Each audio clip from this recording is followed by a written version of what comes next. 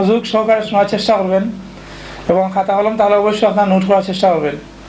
তো আমি আমাদের সম্মানিত মেহমান হযরত মাওলানা দুলাল হোসেন সাইদি সাহেবকে অনুরোধ করছি ওনার এই মূল্যবান বক্তব্য পেশ করার জন্য। মাওলানা।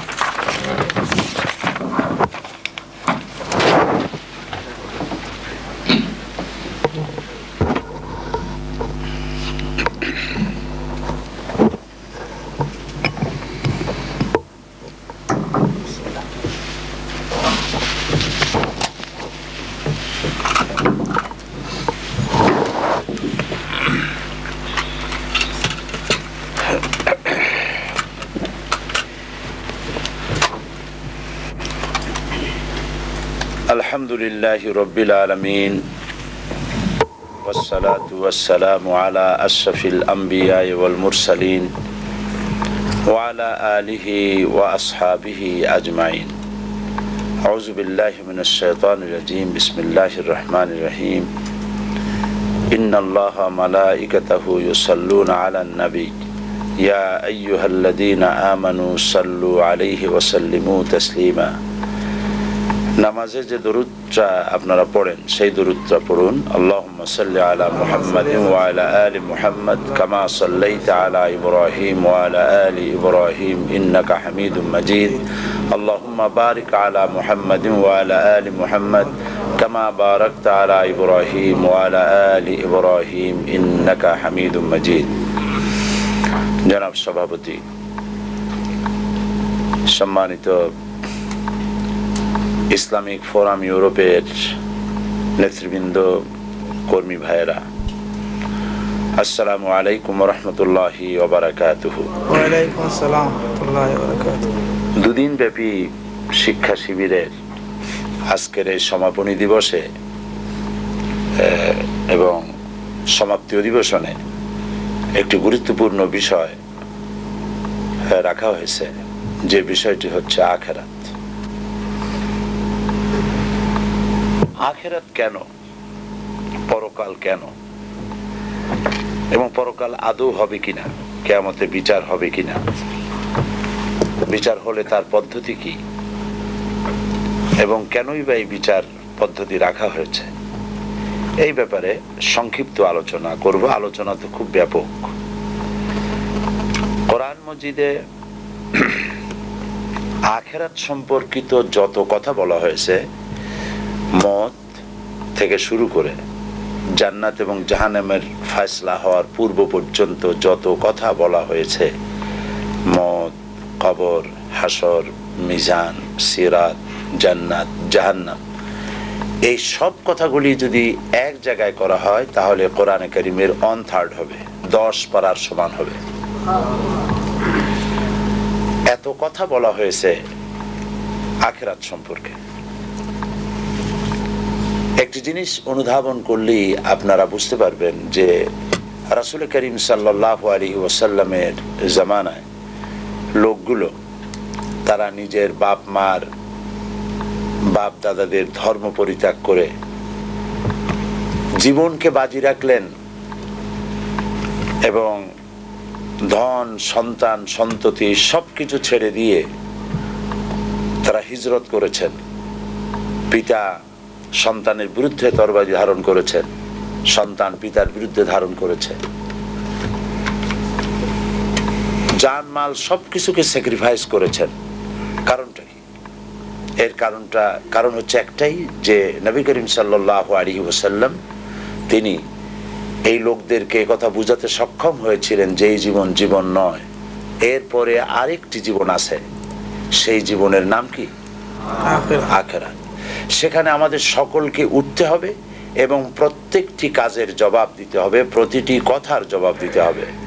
সেই জবাবে যারা পাশ করতে পারবে তারা আল্লাহ পাকের জান্নাত লাভ করবে, যে জান্নাতের সুখ শান্তির কথা না কেউ চোখে দেখেছে, না কেউ কানে শুনেছে, না কেউ কল্পনা করতে পারে। এত অফুরন্ত সুখের জায়গা আল্লাহ পাক জান্নাত দান করবেন। আর যারা এই পরীক্ষা ফেল করবে, কিয়ামতের দিন তাদের জন্য জাহান্নামের কঠিন শাস্তি তাদেরকে প্রদান করা হবে। সে শাস্তি হবে এত মারাত্মক, এত কঠিন, যা মানুষ চিন্তাও করতে পারে না, এত কঠিন শাস্তি হবে। সাহাবায়ে কেরাম জীবনকে বাজি রেখেছেন জাহান্নাম থেকে বাঁচার জন্য এবং আল্লাহ পাকের জান্নাত লাভ করার জন্য জীবনকে বাজি রেখেছেন। আমরা জানি এই দুনিয়ার এই রৌদ্র, এখানে তো রোদ তেমন তীব্র হয় না, রোদ কেমন তীব্র তা ইথিওপিয়া যেতে হয় দেখার জন্য, সেটা দেখার জন্য আফ্রিকায় যেতে হয়, সৌদি আরবিয়া যেতে হয়, মধ্যপ্রাচ্যে যেতে হয়। রোদ কাকে বলে, গরম কাহাকে বলে, কত প্রকার, এগুলি সেখানে গেলে বোঝা যায় যে কি প্রচন্ড রোদ। এই রোদের গরম সহ্য হয় না।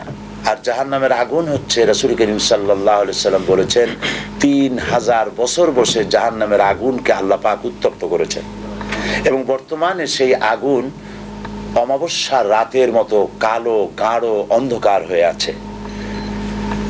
এইখানে মানুষকে ফেলে দেওয়া হবে, রক্ত মাংসের শরীর নিয়ে মানুষ সে আগুনে গিয়ে পড়বে। কুল্লামা নাদিজাত জুলুদুহুম বাদদালনাহুম জুলুদান গায়রাহা, চামড়াটা একবার পুড়ে যাবে, আর এই চামড়া হবে অত্যন্ত পুরু, এত পুরু হবে যে কত গজ যে পুরু হবে তা আল্লাহ পাক ভালো জানেন। এই চামড়া গলে পুড়ে গলে গিয়ে নতুন করে আবার চামড়া দেওয়া হবে, যাতে করে শাস্তির তীব্রতা সে অনুধাবন করতে পারে, সেজন্য বুঝতে পারে। এবং শরীরটা এরকম থাকবে না, এখন যে শরীর আছে মানুষের এরকম শরীর থাকবে না। কারণ যে অপরাধ মানুষ করে সেই অপরাধের জন্য যে ধরনের শাস্তি হওয়া উচিত সেই শাস্তি ভোগ করার জন্য এই বডি যথেষ্ট নয়। এর একটা দৃষ্টান্ত দেওয়া যেতে পারে যে কাউকে যদি পিঁপড়ায় কামড়ায়, লাল পিঁপড়ার কামড় খেয়েছেন আপনারা কেউ? কেমন মিষ্টি লাগে, খুব যন্ত্রণা হয়।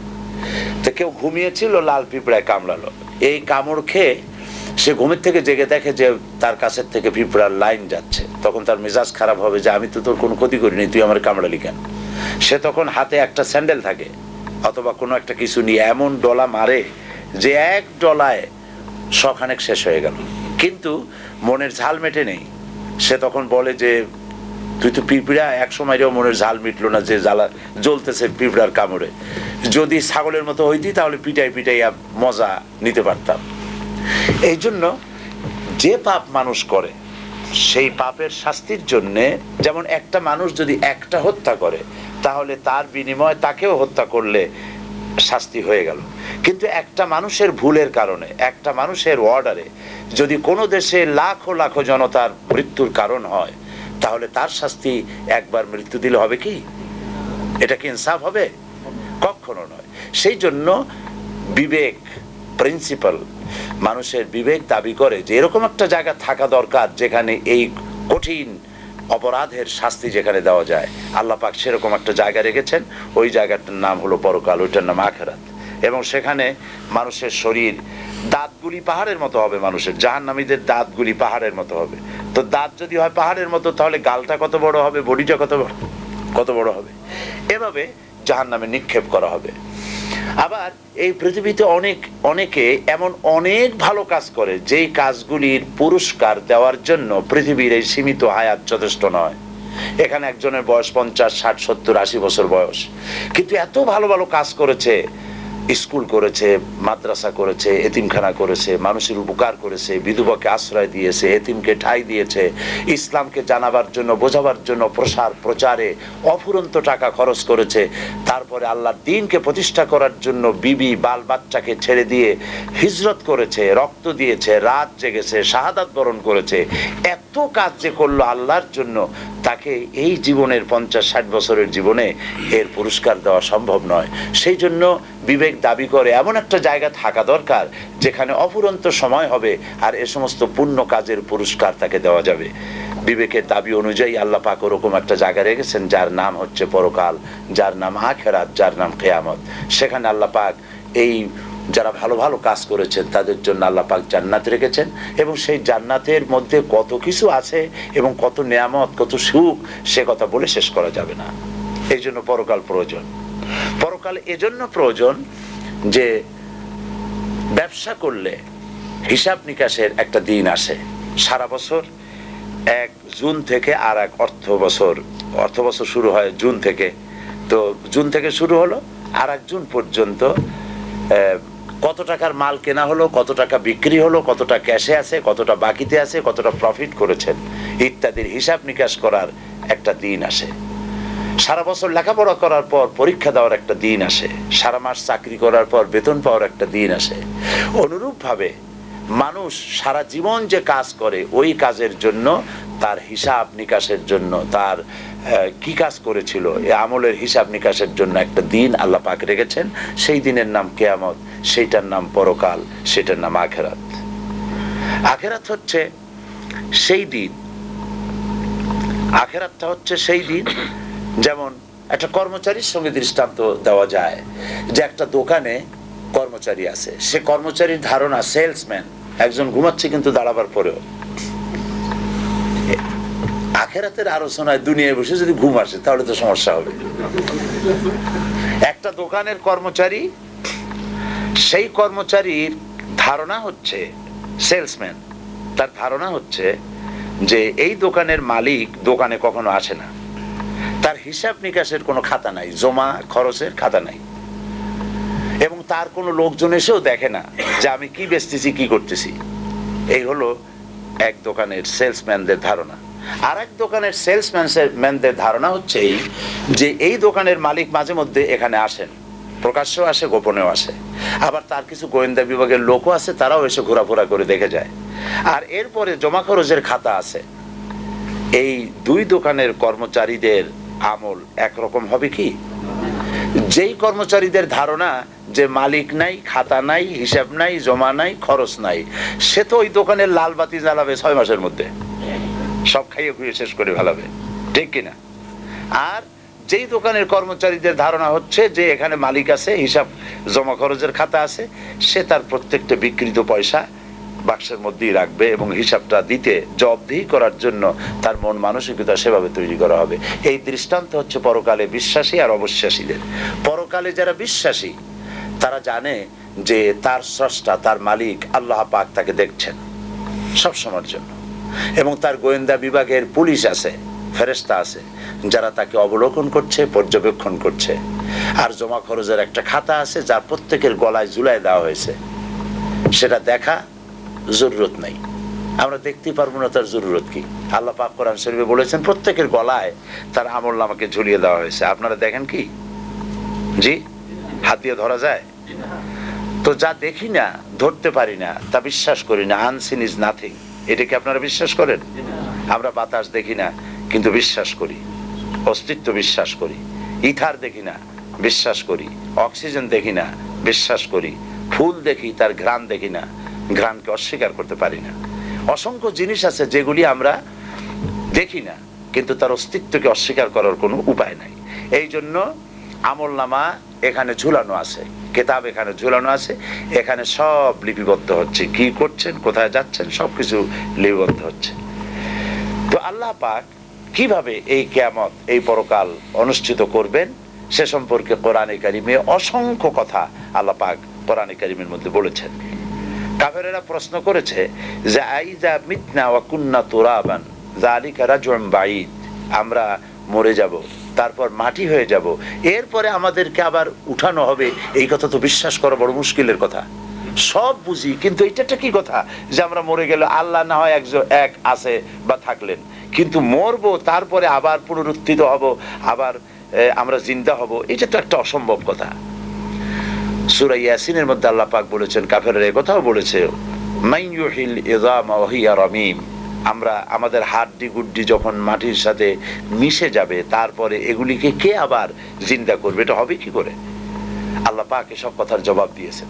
আল্লাহ পাক বলেছেন, আইহাসাবুল ইনসানু আন ইউতরাকা সুদা, মানুষকে ভেবেছে যে তাকে এমনি এমনি ছেড়ে দেওয়া হবে? তাকে এমনি এমনি ছেড়ে দেওয়া হবে না।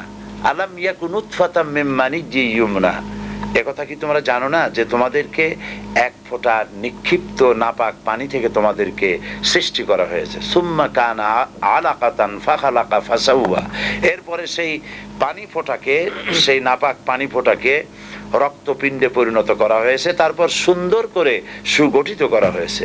ফাজআলা মিনহু যাওজাইনিজ যাকারা ওয়াল উনসা, এরপরে মায়ের পেটের ভিতরে কোনটাকে পুত্র সন্তান করা হয়েছে, কোনটাকে কন্যা সন্তান করা হয়েছে। আলাইসা যালিকা বিকাদিরিন আলা আন ইউহইয়াল মাউতা, যে আল্লাহ পাক এভাবে বিনা অস্তিত্ব থেকে অস্তিত্ব দান করতে পারলেন, সে আল্লাহ কি তোমাকে মৃত্যুর পরে জিন্দা করতে পারবেন না?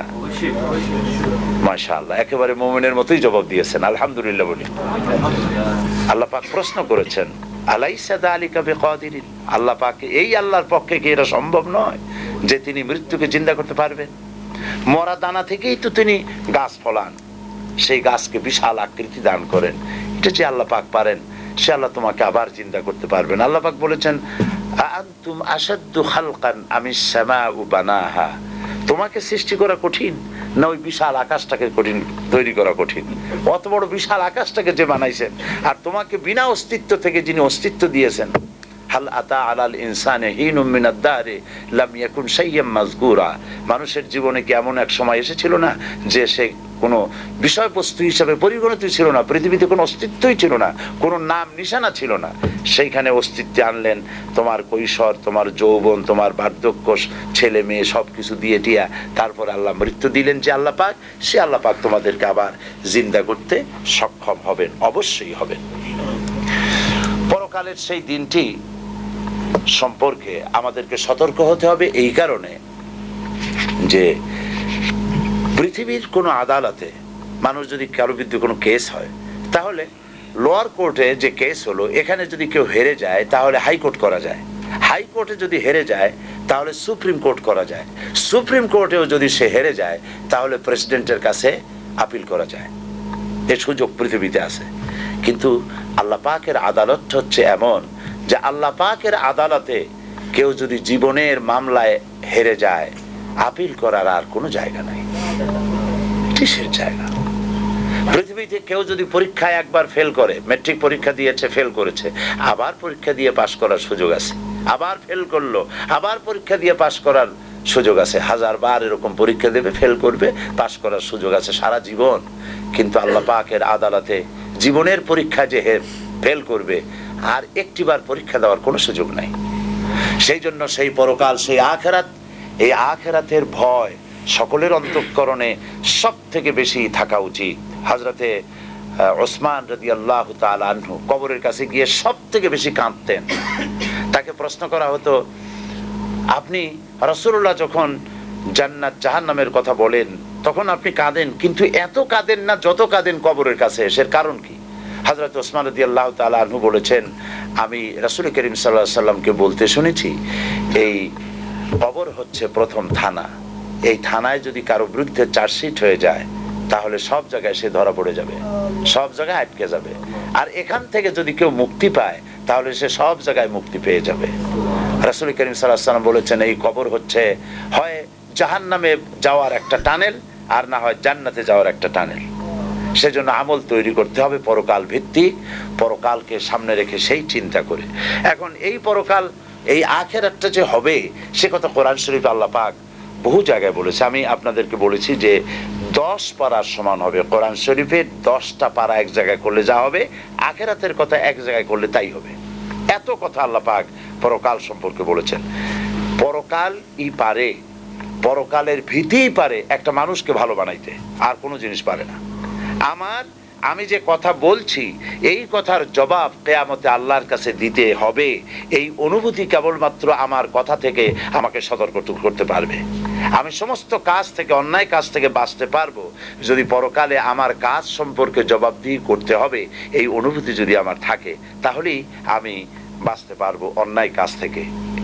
এই জন্য পরকালকে বিশ্বাস করা একটা মানুষকে ভালো হওয়ার জন্য সব থেকে উত্তম পন্থা, এর থেকে উত্তম কোনো পথ নাই। এই পরকাল, এই কিয়ামত অনুষ্ঠিত হওয়ার আগে আল্লাহ পাক বলেছেন কিভাবে হবে, এটা ওপেন সিক্রেট, একেবারে খোলাখুলি আল্লাহ পরিষ্কার বলে দিয়েছেন যে পরকালে কিয়ামত হওয়ার আগে ইজাস সামাউন ফাতারাত ওয়া ইজাল কাওয়াকিবুন তাসারাত ওয়া ইজাল বিহারু ফুজ্জিরাত ওয়া ইজাল কুবুরু বু'সিরাত, যখন আকাশসমূহ বিদীর্ণ হয়ে যাবে, আকাশ এই অবস্থায় থাকবে না যেমন আছে। ইয়াউমা নাতবিস সামাউ কাতাইয়িস সিজিল লিল কুতুব, কিতাবের পৃষ্ঠা যেমন একটার উপরে একটা এরকম পড়ে, আকাশগুলি একটার পরে একটা এভাবে ঠাস ঠাস করে পড়বে, ভেঙে চুরে চুরমার হয়ে যাবে, আকাশ এই অবস্থায় থাকবে না। তারকাসমূহ বিচ্ছিন্ন হয়ে পড়বে, দরিয়া সমূহের পানি শুকিয়ে গিয়ে তার তলদেশ থেকে অগ্নি উদ্গীরণ হবে, কবরের ভিতরে যা কিছু আছে সব বেরিয়ে পড়বে, আল্লাহ পাকের কোনো কথা এভাবে তিনি বলেন নাই যেগুলি হতেও পারে, সব কথা কনফার্ম হবে, এই দৃশ্যের অবতারণা হবে। ফাইজা বারিকাল বাসার ওয়া খাসাফাল কামার ওয়া জুমিআ শামসু ওয়াল কামার, মানুষের চক্ষু বিস্ফারিত হয়ে যাবে এই দৃশ্য দেখে। চন্দ্র তার আলো হারিয়ে ফেলবে, সূর্য তার আলো হারিয়ে ফেলবে, চাঁদ আর সূর্য ধাক্কা লেগে তা নিষ্প্রভ হয়ে যাবে। ইয়াকুলুল ইনসানু ইয়াউমাইযিন আইনাল মাফার, মানুষ তখন দৌড়াবে আর বলবে যে ভাগবো কোথায়, যাবো কোথায়, কোথায় পালাবো। এই দৃশ্যগুলি যখন দেখতে থাকবে মানুষ দৌড়াতে থাকবে। আল্লাহ পাক বলেছেন কাল্লা লা ওয়াজারা ইলা রাব্বিকা ইয়াউমাইযিনিল মুস্তাকার, পালাবার কোনো রাস্তা নাই, ভাগবার কোনো রাস্তা নাই, তোমার আল্লাহ ছাড়া তোমার ঠিকানা কোথাও নাই। এভাবে করে আকাশ সমূহ ভেঙে চুরে চুরমার হবে, চন্দ্র সূর্য শেষ হয়ে যাবে, কিচ্ছু থাকবে না। কে থাকবেন? আল্লাহ সুবহানাহু ওয়া তাআলা। এই অবস্থায় বহু বছর চলে যাবে, কত বছর যাবে আল্লাহ পাক ভালো জানেন। আল্লাহ পাক তখন পৃথিবীকে ডাকবেন, ইয়া দুনিয়া আইনা আশজারুকি, হে পৃথিবী তোমার গাছগুলি কই? ইয়া দুনিয়া আইনা জিবালুকি, হে পৃথিবী তোমার সেই পাহাড়গুলি কই, তোমার সেই দরিয়াগুলি কই, কোথায় সেই স্বৈরাচারগুলি? আজকের এই রাজত্ব কার? আল্লাহ পাক নিজেই বলবেন লিল্লাহিল ওয়াহিদুল কাহ্হার, একমাত্র পরাক্রমশালী আল্লাহ রাব্বুল আলামিনের রাজত্ব, সব শেষ করে দিবেন। হযরতে মালাকুল মউতকে আল্লাহ পাক প্রশ্ন করবেন কে আছে আর বাকি?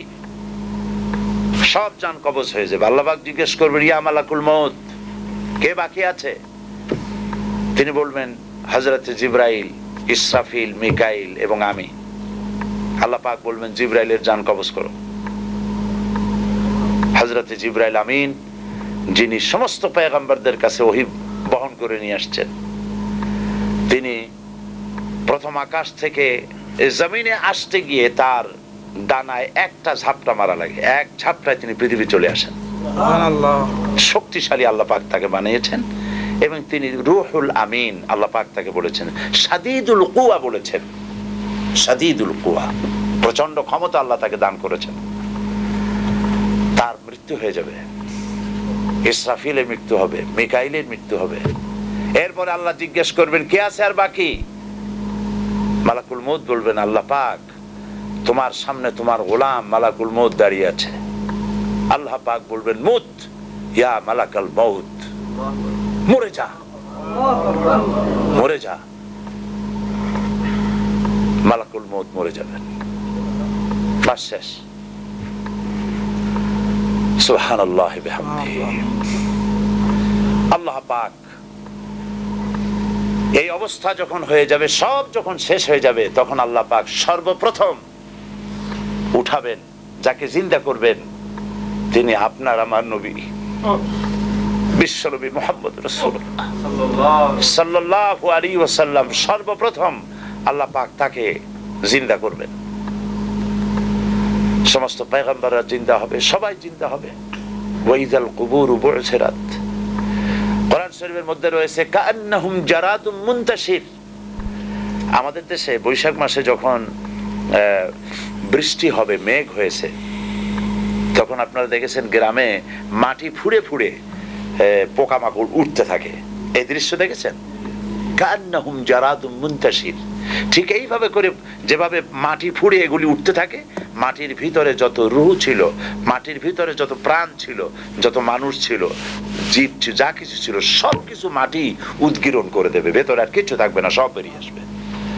সবগুলি উলঙ্গ অবস্থায়, খালি পায়ে, উলঙ্গ অবস্থায় আল্লাহ পাকের দরবারে উপস্থিত হবে। হযরত আয়েশা রাদিয়াল্লাহু তাআলা আনহা তিনি প্রশ্ন করেছেন, হে রাসূল,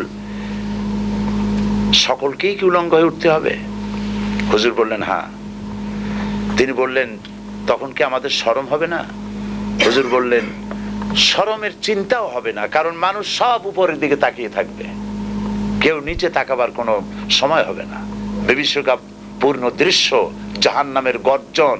কোরআন শরীফে আল্লাহ পাক বলেছেন মানুষের আল্লাহর ভয়তে, জাহান্নামের ভয়তে কলিজা গলার কাছে চলে আসবে।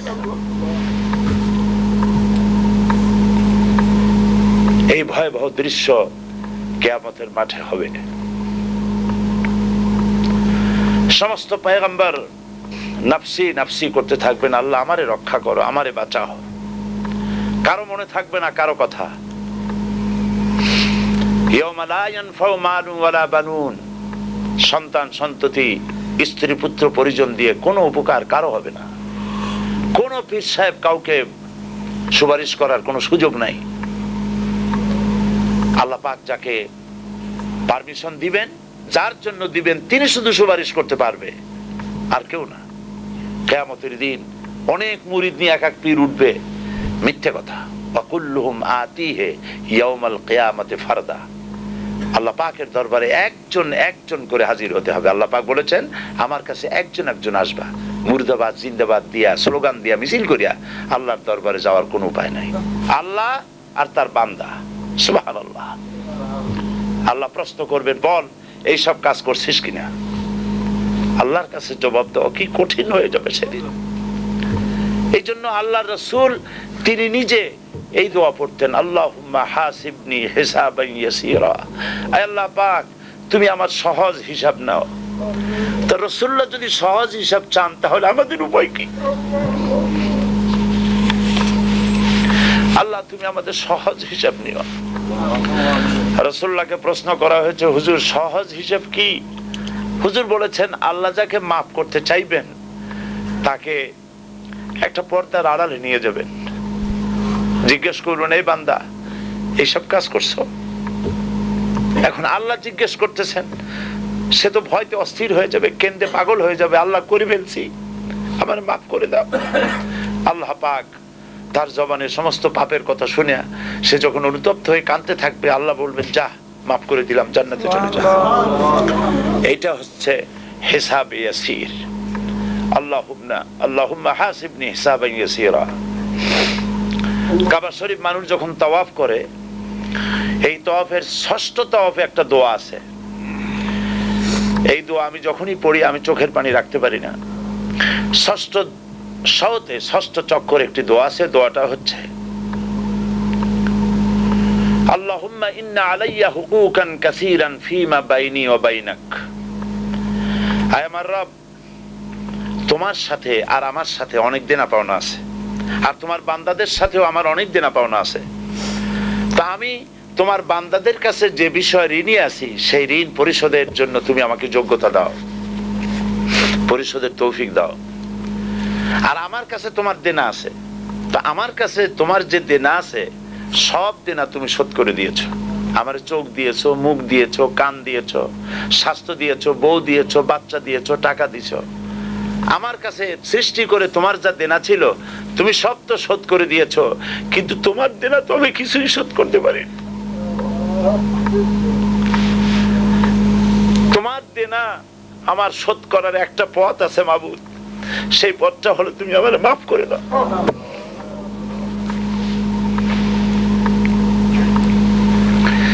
এইটা ছাড়া আমার কাছে কোনো পথ নাই মাবুদ। তুমি যদি কিয়ামতের দিন আমাকে প্রশ্ন করো যে যৌবন কাটাইছো কোন পথে, আমি তো জবাব দেওয়ার পথ রাখি নাই। আমি তো আমার যৌবনকে নষ্ট করে ফেলেছি। তুমি যদি প্রশ্ন করো টাকা পয়সা কামাই করেছো কোন পথে, আমি তার জবাব দেওয়ার পথ রাখি নাই। যদি প্রশ্ন করো কোন পথে খরচ করেছো, আমি সেটারও পথ রাখি নাই, নষ্ট করে ফেলেছি। তুমি আমাকে ক্ষমা করে দাও। সেই জন্য আল্লাহর কাছে দোয়া করতে হবে, রব্বানা আতিনা ফিদ দুনিয়া হাসানাতা ওয়া ফিল আখিরাতি হাসানা ওয়া কিনা আযাবান নার ওয়া আদখিলনাল জান্নাতা মাআল আবরার ওয়া আদখিলনাল জান্নাতা বিগাইরি হিসাব। আল্লাহ তোমার নেককার বান্দাদের সাথে আমাকে জান্নাত দিও, আর তুমি দয়া করে কিয়ামতে আমার কোনো হিসাব নিও না। বিশ্বাস করুন, আল্লাহ যদি কাউকে কিয়ামতে হিসাবের জন্য ধরেন, জাহান্নাম ছাড়া কোনো উপায় নেই। হিসাবের জন্য যদি আল্লাহ তার কোনো বান্দাকে ধরেন, জাহান্নাম ছাড়া কোনো উপায় নেই। সেই জন্য আল্লাহর কাছে এই দোয়া করতে হবে, আল্লাহ পাক তুমি আমার হিসাব নিবা না, আমাকে ক্ষমা করে দিও। তো আল্লাহ পাক কিয়ামতে যে বিচারটা করবেন, আল্লাহ পাক হচ্ছেন হাকামুল হাকিমিন। যেমন রহমান রহিম তেমন কাহার এবং জব্বার। একটা সরিষা পরিমাণ নেকি যদি কেউ করে, আল্লাহ তার জন্য তাকে পুরস্কৃত করবেন। আর একটা সরিষা পরিমাণ গুনাহ যদি কেউ করে, আল্লাহ তার জন্য তাকে তিরস্কার করবেন। তবে আল্লাহ পাক হচ্ছেন গফুরুর রহিম। ওই যে গতকাল বলছিলাম, শয়তান বলেছিল যে আল্লাহ আমি তোমার সমস্ত বান্দাগুলি দিয়া জাহান্নাম ভরে দেব। আল্লাহ তখন ফেরেশতাদেরকে ডেকে বলছিলেন, ফেরেশতারা শয়তানে বলল কি শুনেছ? তোমরা যাও পৃথিবীতে, আমার বান্দারা শয়তানের ওয়াসওয়াসায় পড়ে যদি একটা গুনার নিয়ত করে, গুনাহটা করে নাই, গুনার নিয়ত করেছে, আমলনামায় একটা গুনাহ লিখে দিও। আমলনামায় কোনো গুনাহ লিখবা না। গুনার নিয়ত করেছে, গুনাহটা করে নাই, গুনাহ লিখবা না। যখন গুনাহটা করে ফেলবে তখন একটা গুনার জন্য একটা গুনাহই লিখো। আর যদি তওবা করে তা আমি মাফ করে দেব। আর যদি আমার বান্দা একটা নেকের নিয়ত করে, একটা নেক কাজের নিয়ত যদি করে, তাহলে কাজটা করে নাই, নেক কাজের নিয়ত করেছে, হজে যাবে নিয়ত করেছে, যায় নাই, যেতে পারে নাই, এখনো দান করবে এখনো করে নাই, নিয়ত করেছে, আমলনামায় একটা নেকি লিখে দিবা। আর যখন নেকের কাজটা করা হবে তখন 10টা গ্রেস মার্ক লাগাই দিবা, 10 গুণ বাড়ায় দিবা। আর আল্লাহ পাক বলেছেন আমি যে আমলে খুশি হব, নিচে হলো 10, উপরে 700 পর্যন্ত বাড়ায় দেব। সুবহানাল্লাহ। এই হচ্ছে আমার আল্লাহ পাক। তিনি কিয়ামতের দিন বিচারে অত্যন্ত কঠোর হবেন। কোন পয়গম্বরের ছেলে, কোন পয়গম্বরের স্ত্রী, কোন পয়গম্বরের বাপ, এইটা আল্লাহ দেখার কোনো জরুরত নেই। যেখানে পয়গম্বরের বাপ কেডা, মা কে, এইটা যখন চিন্তা করবেন না, তখন উপায়টা কি হবে? আমাদের উপায়টা কি হবে? ইব্রাহিম আলাইহিস সালাম তার আব্বা সম্পর্কে বলবে কিয়ামতের দিন, আল্লাহ আমার আব্বার কাছে আমি ওয়াদা করছিলাম, আমার আব্বারে আমি সুপারিশ করতে চাই, তুমি মেহেরবানি করে তাকে জাহান্নাম থেকে মাফ করো। আল্লাহ পাক বলবেন, ইব্রাহিম তোমার এই সুপারিশ আমি মঞ্জুর করলাম না, কারণ আজর তোমার পিতা হতে পারে, কিন্তু সে আমার খলিলকে আগুনে ফেলার ব্যাপারে ষড়যন্ত্র করেছে, আমি তোমার বাপকে ক্ষমা করব না। এবং শিরক যারা করবে জাহান্নামে অবশ্যই যেতে হবে। হুজুর সাল্লাল্লাহু আলাইহি ওয়াসাল্লামকে প্রশ্ন করা হয়েছে, হুজুর আপনার আব্বা আব্দুল্লাহ এবং মা আমিনার ব্যাপারে কি হবে? হুজুর সাল্লাল্লাহু আলাইহি ওয়াসাল্লাম বলছেন আমি জানি না, আমি বলতে পারবো না। রাসূল তার আব্বা এবং মায়ের ব্যাপারে কিয়ামতে যেখানে বলতে পারবেন না বলছেন, সেখানে কি উপায় হবে আমাদের? এই জন্য সেই কিয়ামত, সেই পরকালের ব্যাপারটিতে অত্যন্ত সতর্কতা অবলম্বন করে জবাবদেহিপূর্ণ জীবন যাপন করতে হবে প্রত্যেকটি মুসলমানকে। আমল বাঁচাতে পারবে আমাদেরকে। আমল যদি ভালো হয় আল্লাহ পাক ক্ষমা করবেন, আমল খারাপ হবে যে কেউ হোক না কেন আল্লাহ ছাড়বেন না। নূহ আলাইহিস সালাম আল্লাহর পয়গম্বর, তার ছেলে কেনান জাহান্নামে যাবে। নূহ আলাইহিস সালাম আল্লাহর পয়গম্বর, তার স্ত্রী জাহান্নামে যাবে। লূত আলাইহিস সালাম আল্লাহর পয়গম্বর, তার স্ত্রী জাহান্নামে যাবে।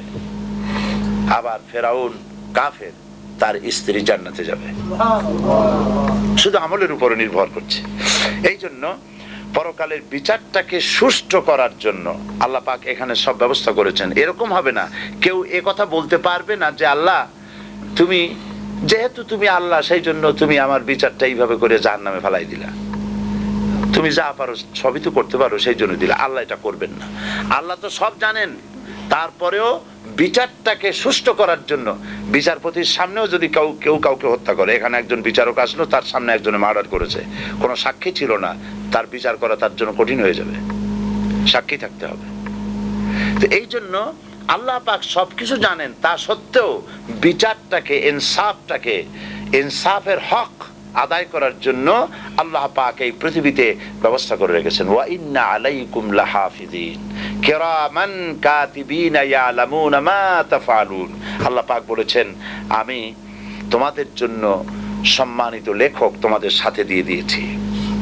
সম্মানিত লেখক তোমাদের সাথে আছে, ইয়ালামুনা মা তাফআলুন, তারা সব জানে যা তোমরা করো। সম্মানিত কিরামান শব্দ ব্যবহার করা হলো কেন? মুফাসসিরিনে কিরামরা বলেছেন এই কারণে করা হয়েছে যে পৃথিবীতেও গোয়েন্দা বিভাগ আছে, আল্লাহরও গোয়েন্দা বিভাগ আছে, আর গভর্নমেন্টগুলিরও গোয়েন্দা বিভাগ আছে। গোয়েন্দা বিভাগের ইংরেজি কি? হ্যাঁ, ইন্টেলিজেন্স ব্রাঞ্চ, যারা গোয়েন্দা বিভাগের কাজ করে। এখন এরা দুনিয়ায় যারা আছে এরা তো কারো উপরে বিদ্বেষ করে, ওই যে গোয়েন্দা বিভাগের লোক সে হয়তো আরেক দল করে, আপনি আরেক দল করেন, কাজেই রাজনৈতিক আক্রোশ নিয়ে আপনার বিরুদ্ধে উল্টোপাল্টা রিপোর্ট গভর্নমেন্টকে করতে পারে কিনা, এবং টাকা খেয়েও করতে পারে, সত্য কিনা?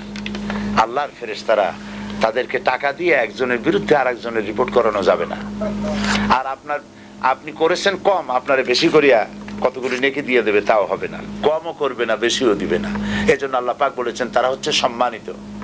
আর সম্মানিতর আরো একটা অর্থ আছে, এই পৃথিবীতে যত গোয়েন্দা বিভাগ আছে এদের কাছে অনেক ঘটনা রহস্যাবৃত রয়েছে, এবং রহস্যাবৃত থেকে যাবে আজ পর্যন্ত সেই রহস্য উদ্ঘাটন করতে পারে নাই। কেনেডি হত্যার শুরু আজও হয় নাই, কে মারছে, কোথায় মারছে, কত প্লেন হাইজ্যাক হলো, কে হাইজ্যাক করছিল, মূল আসামি ধরা পড়লো না, কত প্লেন গায়েব হয়ে গেল, কত স্টিমার, কত শিপ গায়েব হয়ে গেল, কত মানুষ খুন হয়ে গেল, আজ পর্যন্ত এত মডার্ন পৃথিবী আজ পর্যন্ত উদ্ধার করতে পারে না এই রহস্য কি, কে মারলো, কোত্থেকে গায়েব হলো, কেমনে হইল।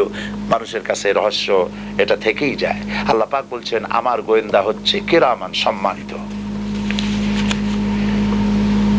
সম্মানিত তারা। তো এই জন্যে তারা কিয়ামতের কি বলে, তাদের কাছে কোনো জিনিস গোপন থাকে না, গোপন থাকবে না।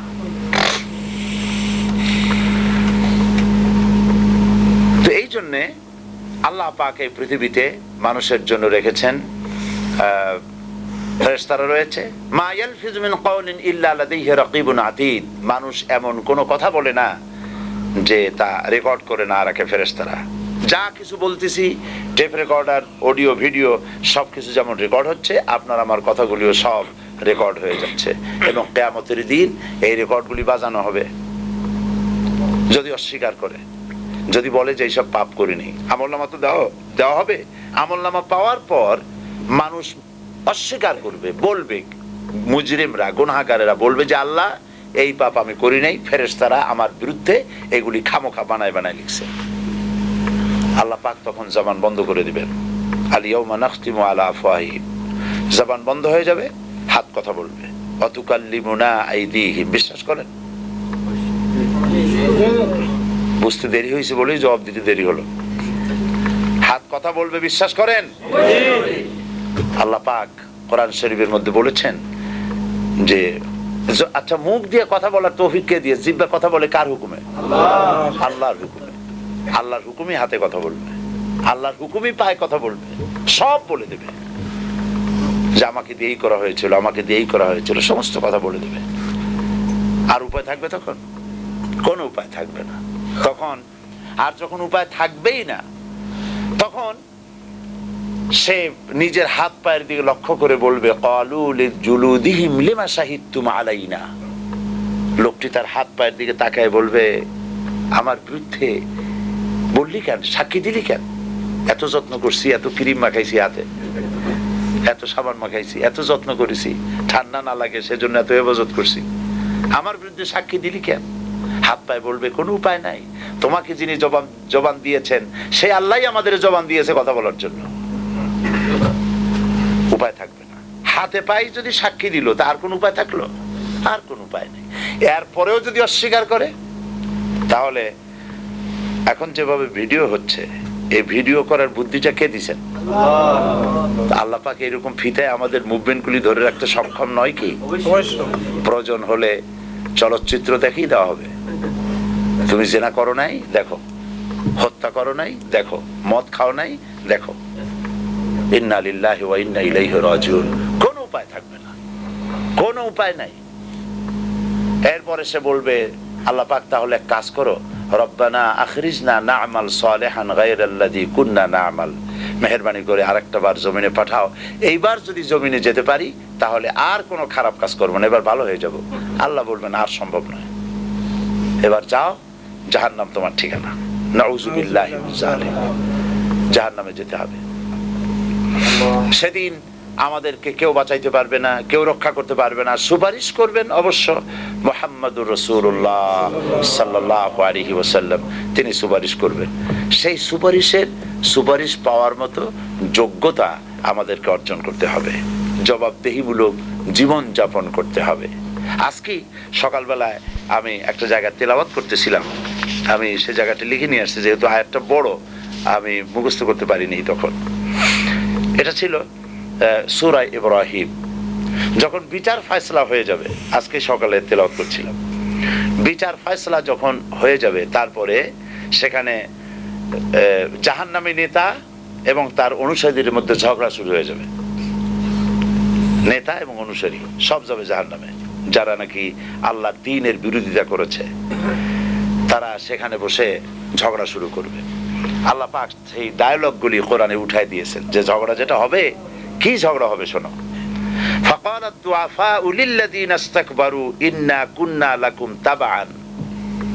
অনুসারীরা নেতাদেরকে বলবে যে দেখো নেতারা, দুনিয়ায় আমরা তোমাদের অনুসারী ছিলাম, যা বলেছো তাই শুনেছি। তোমরা মিছিল করতে কইছো, মিটিং ভাঙতে কইছো, তোমরা দেওয়ালে লিখতে বলছো, যা বলছো তাই আমরা মেনে নিয়েছি। ফাহাল আনতুম মুগনুন আন্না মিন আযাবিল্লাহি মিন শাই। আজকে তোমাদের কথা শোনার কারণেই তো জাহান্নামে আসলাম। এই দোজখের আযাব কিছু কি আমাদের জন্য কমাই দিতে পারো? আযাব তো অসহ্য। ক্বালা লাউ হাদানাল্লাহু লাহাদাইনাকুম। নেতারা বলবে দেখো, আল্লাহ যদি আমাদের হেদায়েত করতো তবে না আমি তোমাদেরকে হেদায়েত করতে পারতাম, আমার নিজের কাছেই তো হেদায়েত নাই। সাওয়াউন আলাইনা আজাজিনা আম সাবারনা মা লানা মিন মাইস। আজকে ধৈর্য ধরো আর চিল্লাপাল্লা করো, যাই করো না করো, তোমার জন্য যা আমার জন্য তাই, উপায় নেই। ওয়াকালা শাইতানু লাম্মা কুদিয়াল আমরু ইন্নাল্লাহা ওয়াদাকুম ওয়াদাল হক। তখন সবাই শয়তানরে দায়ী করবে যে বেটা শয়তান, তোর ওয়াসওয়াসাই আমাদের সর্বনাশ হইল। এখন এই শয়তান, এইটা আসল শয়তানও হইতে পারে, এই শয়তান বড় নেতাও হতে পারে। মিনাল জিন্নাতি ওয়ান নাস। শয়তান তো জিনের মধ্যেও আছে, মানুষের মধ্যেও আছে। তখন এই শয়তান তখন যখন নাকি চূড়ান্ত ফয়সালা হয়ে যাবে, তখন শয়তানকে যখন বলা হবে, শয়তান বলবে, তখন বলবে যে দেখো আল্লাহ যে ওয়াদা করছিলেন সে ওয়াদা তো হক ছিল এবং আল্লাহ তার ওয়াদা পালন করেছেন। তিনি ওয়াদা করেছিলেন নেক কাজ করলে বেহেশতে যাবে, খারাপ করলে জাহান্নামে যাবে। খারাপ করছো দোজখে আসছো। ওয়াআদতুকুম ফাখলাফতুকুম। আর আমিও তোমাদেরকে একটা ওয়াদা করছিলাম, সেটা হলো ইট ড্রিঙ্ক এন্ড বি মেরি। খাও আর ফুর্তি করো, আখিরাত বলে কিছু নাই, ওই পরকাল বলে কিছু নাই। একটা ওয়াদা আমি করছিলাম, সেই ওয়াদা আজকে খেলাপ করলাম। ওয়ামা কানা লি আলাইকুম মিন সুলতান। আর আমি যে সব কথা বলেছি ওই কথার পেছনে তো কোনো দলিল ছিল না। আমি কথা বলেছি, তোমরা সেই কথা মেনে নিয়েছো। আলেম ওলামারা কথা বলেছে, পয়গম্বরেরা কথা বলেছে, তার পিছনে কোরআন ছিল, হাদিস ছিল, দলিল ছিল, রেফারেন্স ছিল। আমার কথায় তো কোনো দলিল ছিল না। আমি কি করেছি? ইল্লা আন দাআউতুকুম ফাস্তাজাবতুম লি। আমি একটা ডাক দিলাম আর তোমরা সবাই আমার পিছনে পাগলের মতো দৌড়াইলা। ফালা তালুমুনি ওয়ালুমু আনফুসাকুম। এখন আমারে গালাগালি করে লাভ নাই, নিজেদের কপালে নিজেরা হাত মারো। এখন আমিও তোমাদের কোনো উপকার করতে পারবে না, আর আমারও যে জাহান্নামে আমিও যে আসছি, আমারও তোমার কোনো উপকার করতে পারবে না, সকলের জন্যই জাহান্নাম। সুতরাং নেতা এবং অনুসারীরা যারা নাকি আল্লাহর দ্বীনের বিরোধিতা করবে, কিয়ামতের দিন তারা যে জাহান্নামে যে ডায়ালগটা করবে সেটাও আল্লাহ পাক কোরআন শরীফে তুলে দিয়েছেন। এখন ওই পরকালে, এই পরকালের জীবনে, এই কঠিন হাসরের ময়দানে যদি আমাদেরকে বাঁচতে হয়, তাহলে জবাবদেহিমূলক জীবন যাপন করতে হবে। প্রত্যেকটি কাজ এবং কথা দায়িত্বপূর্ণভাবে কথা বলতে হবে, দায়িত্বপূর্ণ কাজ করতে হবে। দায়িত্বহীন কোনো কথা বলা যাবে না। জীবনের প্রত্যেকটি কাজ এবং কথা আল্লাহকে ভয় করে পরিচালিত করতে হবে। আমাদের প্রত্যেকেরই মৃত্যু হবে এবং আমাদের সকলকেই কিয়ামতে উঠতে হবে। লা তাজিরু ওয়াজিরাতুন বিজরা উখরা। একজনের দায়িত্ব আরেকজন গ্রহণ করবে না, কারো বোঝা কেউ বহন করবে না। কেউ যদি সরিষা পরিমাণ একটা গোনা, একটা সরিষা পরিমাণ একটা পাপ বহন করার জন্য কাউকে যদি ডাকে, তাহলে সে ডাকের সাড়া দেবে না। ওয়ালাউ কানা যা করবা, যদি সে রক্ত সম্পর্ক আত্মীয় হয় তবুও ডাকের সাড়া দিবে না।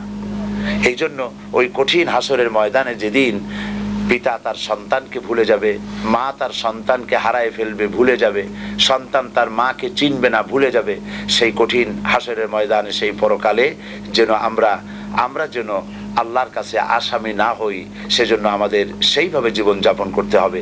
এবং সেজন্য সেইভাবে জীবনযাপন করার জন্য সংগঠন হচ্ছে একটি নিয়ামত। আলহামদুলিল্লাহ বলি। মানুষ মাত্রই ভুল ত্রুটি হয়, এই ভুল ত্রুটি সংশোধনের জন্য সংগঠন হচ্ছে একটি বিরাট নিয়ামত। সংগঠনের প্রত্যেক মাসে, সপ্তাহে, মাসে বৈঠক হয়, আলোচনা হয়, রিপোর্ট করতে হয় নামাজ কয় ওয়াক্ত পড়েছি জামাতে, কোরআন শরীফ পড়ছি কিনা অর্থ সহকারে, এবং কি কি কাজ করেছি। তারপরে মুহাসাবা করতে হয়, আছে না মুহাসাবার সিস্টেম আপনাদের মধ্যে? আত্মসমালোচনা প্রত্যেকদিন রাত্রে শুতে গিয়ে এই চিন্তা আমাদেরকে করতে হয় যে আজকের দিনের বেলায় কয়টা মিথ্যা কথা বলেছি, কয়টা পাপ করেছি, এই পাপগুলি থেকে তওবা করছি আল্লাহ পাক, এই পাপ আর করব না। এইভাবে করে নিজেদেরকে পাপমুক্ত জীবনযাপন করতে হবে। এবং অনেকগুলি দোয়া আছে যে দোয়াগুলি রাসূল করিম সাল্লাল্লাহু আলাইহি ওয়াসাল্লাম শিখিয়েছেন, সে দোয়াগুলিও আমল করতে হবে যেগুলি হুজুর নিজে পড়েছেন। সেই দোয়াগুলি, অনেক দোয়া আছে রাসূল করিম সাল্লাল্লাহু আলাইহি ওয়াসাল্লাম এত জিকির করেছেন।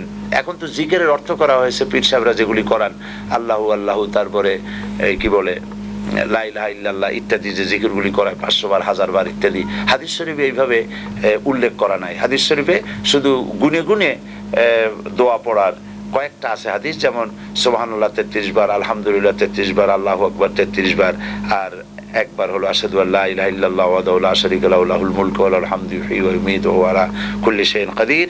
এটা দিয়া 100 বার পূর্ণ করা। তারপরে ফজরের নামাজের পরে লা ইলাহা ইল্লাল্লাহ ওয়াহদাহু লা শারীকা লাহু লাহুল মুলকু ওয়া লাহুল হামদু ওয়া আলা কুল্লি শাইইন কাদির 10 বার পড়তে হয়। এই রকমের অনেকগুলি হুজুর যত জিকির করেছেন, দোয়া করেছেন, সবগুলি যদি সব একটা কিতাবে আনা হয়েছে, সেই কিতাবটা লিখেছেন ইমাম মহিউদ্দিন নববী রহমতুল্লাহ আলাইহি। কিতাবের নাম হলো কিতাবুল আজকার। কিতাবুল আজকার এত বড় কিতাব। মাওলানা মওদুদী রহমতুল্লাহ আলাইহির একটা কিতাব আছে, বইয়ের সেই কিতাবের নাম হচ্ছে আজকার মাসনুনা। জামাত ইসলামী দিল্লি থেকে প্রকাশিত মাওলানা মওদুদী রহমতুল্লাহ আলাইহির লেখা আজকার মাসনুনা। যদি কেউ কিনতে পারেন, খুঁজে পান তো কিনবেন। ওর মধ্যে সকালে, সন্ধ্যায়, ফজরে কোন সময় কি দোয়া পড়তে হয় এবং সেই দোয়ার কত সওয়াব আল্লাহ পাক দান করেন। যেমন ছোট্ট একটি বুখারী শরীফের শেষ হাদিস, বুখারী শরীফের শেষ হাদিস, রাসূল করিম সাল্লাল্লাহু আলাইহি ওয়াসাল্লাম বলেছেন কালিমাতানে হাবিবাতানে ইলার রহমান খাফিফাতানে আলাল লিসান। আল্লাহর কাছে দুটো, আল্লাহ পাকের কাছে দুইটি কলেমা আছে। সেই কলেমা দুটি উচ্চারণ করতে জিহ্বায় খুব হালকা, আর যখন আল্লাহ উচ্চারণে খুবই হালকা, আর আল্লাহর কাছে খুবই প্রিয়। হাবিবাতানে ইলার রহমান সাকিলাতানে আলাল মিজান। আর মিজানে যখন এটা দেওয়া হবে তখন মিজানটা, পাল্লাটা ভারী হয়ে যাবে। উচ্চারণে খুবই হালকা, আল্লাহর কাছে খুবই প্রিয় এবং কিয়ামতে পাল্লা ভারী করে দেবে। সেই দোয়া দুটি হচ্ছে, কালেমা দুটি হচ্ছে সুবহানাল্লাহি ওয়া বিহামদিহি সুবহানাল্লাহিল আযীম, সুবহানাল্লাহি ওয়া বিহামদিহি সুবহানাল্লাহিল আযীম, সুবহানাল্লাহি ওয়া বিহামদিহি সুবহানাল্লাহিল আযীম। হাদিস শরীফে এসেছে যে জান্নাতের ভিতরে বেহেশতীদের কোনো দুঃখ থাকবে না। জান্নাতীদের মনে কোনো দুঃখ থাকবে না, একটাই দুঃখ হবে। সেই দুঃখটা কি? সেই দুঃখটা হবে জান্নাতীরা মনে মনে চিন্তা করবে, আরে অমুক সময় খামোকা বসেছিলাম, তখন যদি আল্লাহর জিকির করতাম তাহলে জান্নাতে আরো নিয়ামত পাইতাম। এরকম আমাদের জীবনে আছে। গাড়ির মধ্যে বসে আছি, আজেবাজে চিন্তা করতেছি। বাড়িতে বসে আছি, লোকজন কাছে নাই, আজেবাজে চিন্তা করতেছি, গল্প করতেছি। গাড়িতে বসে আছি, গাড়ি চালাচ্ছি, ততক্ষণ যদি সুবহানাল্লাহি বিহামদি সুবহানাল আযীম সুর করে সুন্দর করে যদি পড়তে থাকি, তেলাওয়াত যদি করতে থাকি, সওয়াব হতে থাকবে। আর এগুলি আমলনামা ভারী হবে। কিয়ামতের দিন জান্নাতের অনেক নিয়ামতের ভাগী হওয়া যাবে। নেকি বেশি করে কামাই করা দরকার, যেহেতু কিয়ামতে পাউন্ড চলবে না, ডলার চলবে না, রিয়াল চলবে না, কিয়ামতে শুধু নেকির দরকার। আর সেই নেকি হচ্ছে হাসি মুখে যদি কারো সঙ্গে কথাও বলেন, একটা সদকা দেওয়ার মতো সমান সওয়াব আল্লাহ পাক আমলনামায় লিখে দেন। ভালো আসুন ভালো কাজ করি। আমার সময় শেষ বলা হয়েছে, তো আমরা যেন ভালো কাজ করতে পারি, ভালো পথে চলতে পারি, ভালো কথা বলতে পারি, ভালো চিন্তা করতে পারি। কারণ আমার কথা, আমার কাজ, আমার চিন্তা, ওয়া ইন তুবদু মিন আনফুসিকুম আও তুখফুহু ইউহাসিবুকুম বিহিল্লাহ। এমনকি মুখের কথা শুধু নয়, কল্পনারও হিসাব নেবেন কিয়ামতের দিন আল্লাহ পাক। চিন্তা করেছেন? শুধু কথার কাজ না, মনে মনে যে কল্পনা করছেন, কল্পনাটারও হিসাব কিয়ামতে আল্লাহ পাক নিবেন। ফায়াগফিরু লিমান ইয়াশা ওয়া ইউআযযিবু মান ইয়াশা। এই হিসাব নেওয়ার পর আল্লাহ পাক যাকে খুশি মাফ করে দিবেন, যাকে খুশি শাস্তি প্রদান করবেন। ইন্নাল্লাহ আলা কুল্লি শাইইন কাদির, আল্লাহ সমস্ত জিনিসের উপরে ক্ষমতা রাখেন, কুদরত রাখেন। আল্লাহ পাক আমাদেরকে পরকালে বিশ্বাস ভিত্তিক, পরকালের ভীতি ভিত্তিক জবাবদেহিমূলক জীবন যাপনের তৌফিক আমাকে, আমার ভাইদেরকে, আমাদের অধীনস্থ সকলকে আল্লাহ পাক এটাকে এই ধরনের জীবন যাপনের তৌফিক দান করুন। হাদা মা ইনদি ওয়াল ইলমু ইনদাল্লাহ আলাইহি তাওয়াক্কালতু ওয়া ইলাইহি উনীব। আসসালামু আলাইকুম ওয়া রাহমাতুল্লাহি ওয়া বারাকাতুহু। ওয়া আলাইকুম আসসালাম ওয়া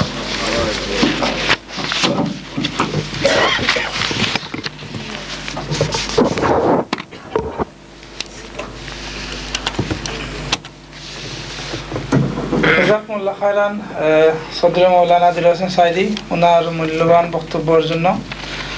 আমরা যে আয়াতগুলো এবং হাদিস এবং ওনার কাছে যে বক্তব্য শুনলাম, সত্যিকারভাবে এগুলো আমাদের দৈনন্দিন জীবনে প্রয়োজনীয়।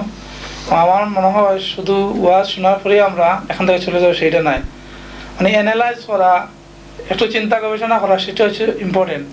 সেটা আমরা সিরিয়াসলি করতে পারি, তাহলে ইনশাল্লাহ এই ওয়াজ, এই বক্তৃতা আমাদের জন্য ফায়দা হবে। তখন আমরা আমাদের জীবনে পরিবর্তন নিয়ে আসতে পারবো। ইনশাল্লাহ প্রথমে আমি আমার আল্লাহ কাছে দোয়া করি আমি যেন নিজে আমল করতে পারি এবং বাকি ভাইরা যেন সঠিকভাবে আমল করতে পারেন। আল্লাহ তাআলা যেন আমাদেরকে তৌফিক দেন, আমিন।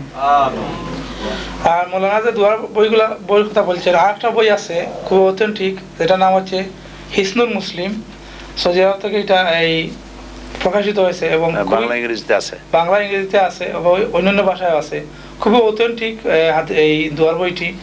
আপনারা যারা এখনো নেন নাই, নিয়ে নেবেন। এবং আমাদের ইসলামী বুকশপ লন্ডন সেখানেও আছে, তো আপনারা সেখান থেকে নিতে পারেন। আমাদের প্রোগ্রামে কিছু চেঞ্জ হবে, তো এখন আমি বলে দিচ্ছি।